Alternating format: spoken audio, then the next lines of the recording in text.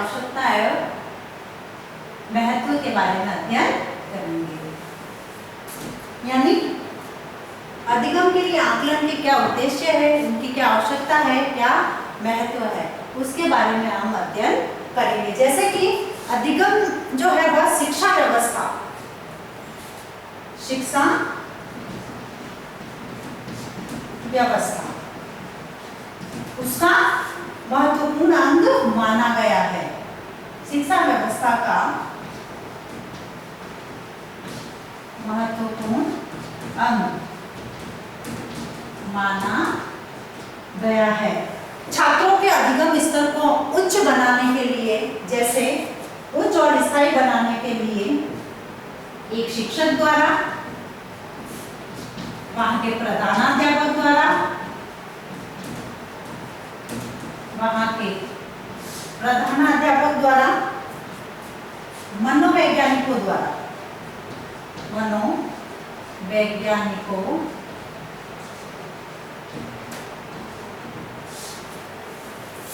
मनोवैज्ञानिकों द्वारा और शिक्षा शास्त्रियों द्वारा, शिक्षा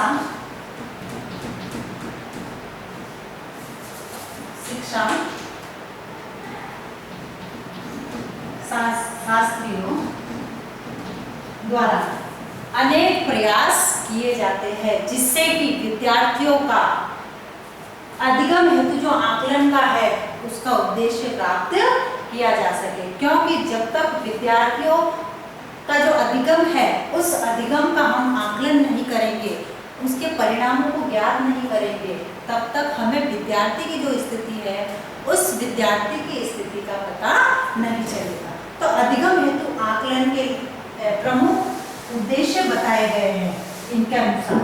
जैसे सबसे पहला है अधिगम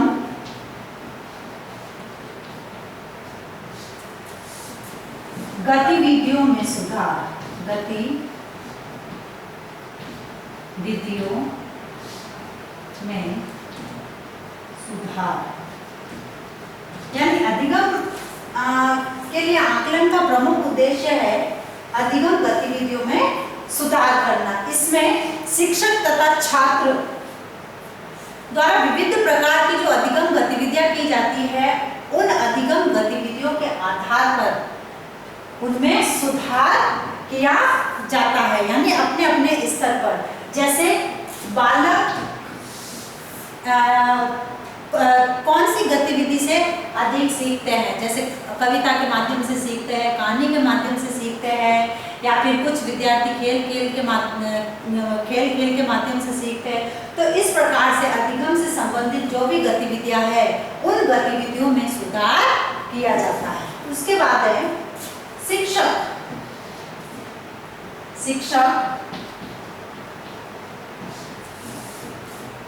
सुविधादाता के रूप में, सुविधा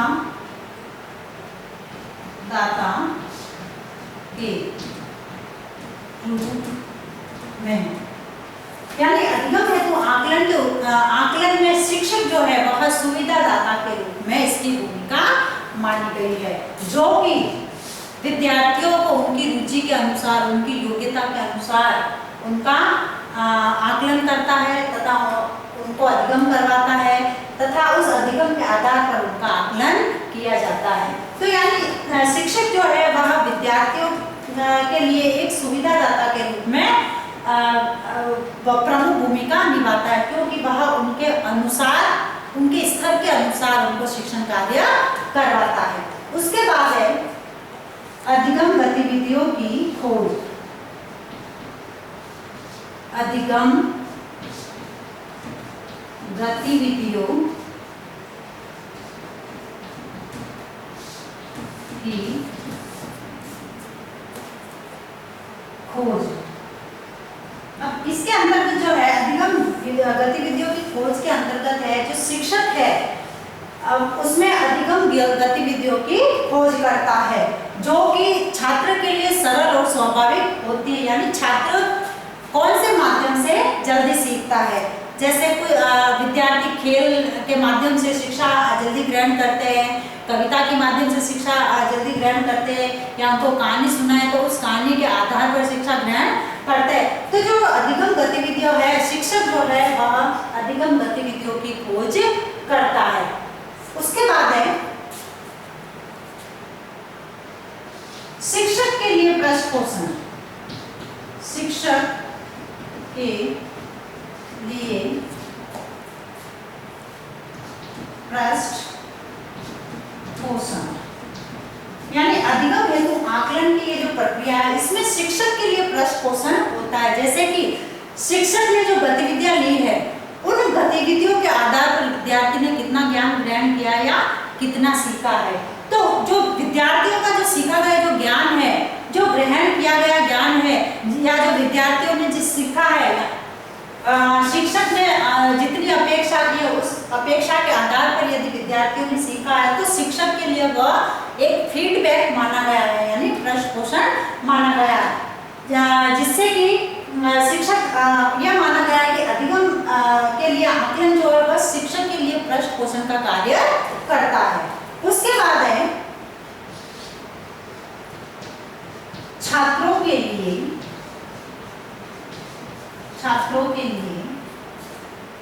पृष्ठपोषण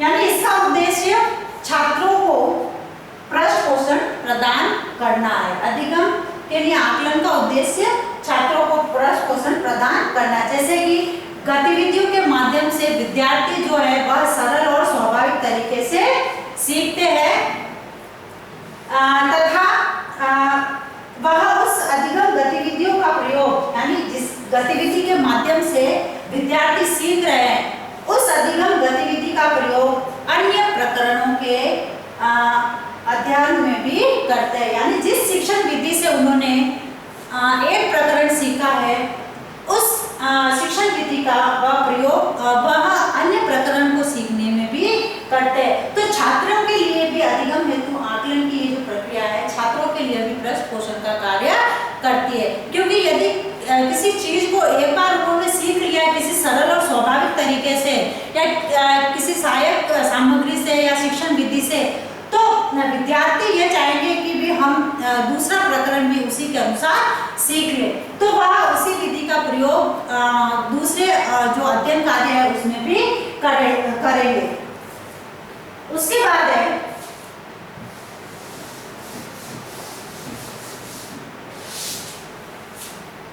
प्रभावी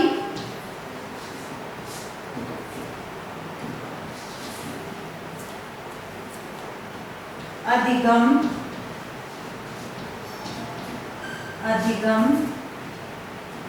प्रक्रिया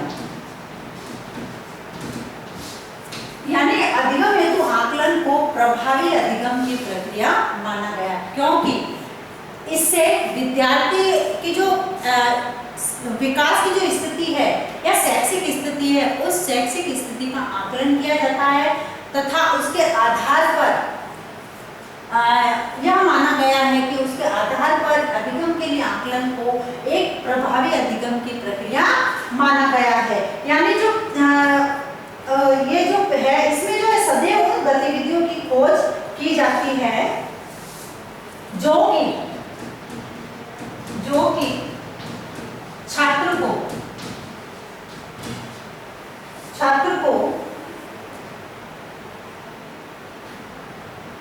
उत्तरोत्तर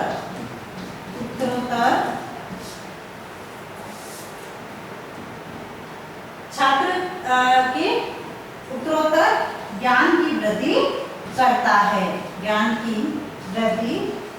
है, अब इसके आधार पर जैसे वैज्ञानिक, आधुनिक, मनोवैज्ञानिक ये जो सिद्धांत है, इन सिद्धांतों के आधार पर जो गतिविधियां प्राप्त होती है और उन गतिविधियों के आधार पर उनका जो शिक्षण कार्य है वह शिक्षण कार्य रुचिपूर्ण होता है। तो इसलिए इसको प्रभावी शिक्षण अधिगम प्रक्रिया माना गया है। उसके बाद है सहयोग की भावना।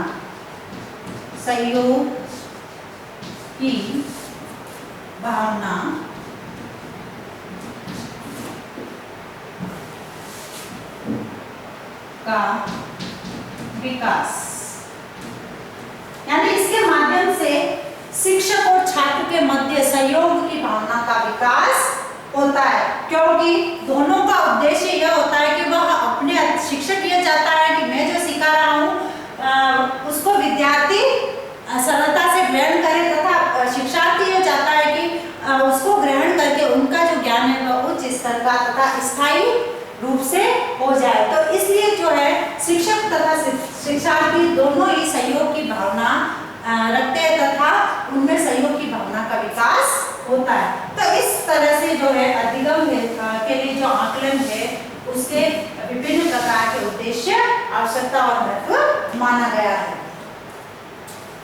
अब नेक्स्ट पॉइंट हम कल पढ़ेंगे। आज का गृह कार्य है आपका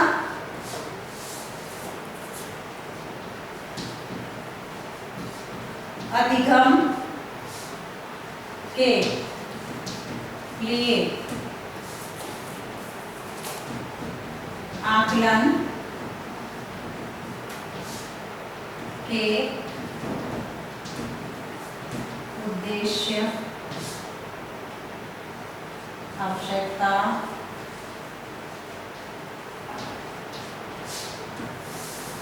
एवं महत्व समझाइए।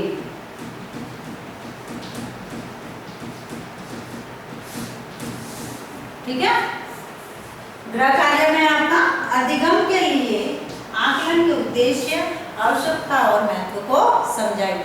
अब एक विशेष बात, जैसे कि हम सभी जानते हैं कि वर्तमान का जो समय चल रहा है वो सबके लिए ही खराब चल रहा है, तो इसलिए इस खराब समय में सब एक दूसरे का सहयोग करें, साथ दें तथा अधिक से अधिक लोगों को जागरूक करें। इस बीमारी से बचाव के जो उपाय है उन बचाव के उपायों को सबको बताएं तथा जागरूक करें, जैसे कि हाथों को सैनिटाइज करते रहे, साबुन से धोए तथा मुंह पर मास्क लगाए रखें और सोशल डिस्टेंस का ध्यान रखते हुए 6 फीट की दूरी बनाए रखें। धन्यवाद।